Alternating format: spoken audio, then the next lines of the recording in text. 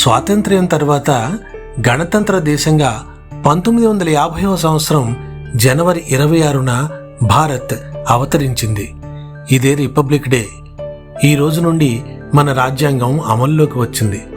భారతదేశ ప్రజలందరూ సంపూర్ణమైన స్వేచ్ఛ, సమానత్వం, న్యాయాన్ని పూర్తి స్థాయిలో ప్రథమ హక్కుగా పొందడం జరిగింది. ఈ సందర్భంగా మన దేశ స్వాతంత్ర్యం కోసం తమ ప్రాణాలనే తృణప్రాయంగా పెట్టిన గొప్ప వ్యక్తులు, సమరయోధులను గౌరవించుకొని స్మరించి నివాళులు సమర్పించుకుందాం. ఈ గణతంత్ర దినోత్సవాన్ని దేశవ్యాప్తంగా ప్రభుత్వం, దేశ ప్రజలు ఘనంగా నిర్వహించుకుంటున్నాము.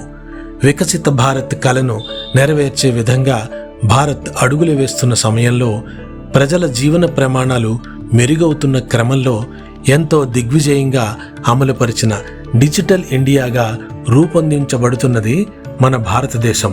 ఈ గణతంత్ర దినోత్సవ సందర్భంగా అందరికీ శుభాకాంక్షలు. జై భారత్.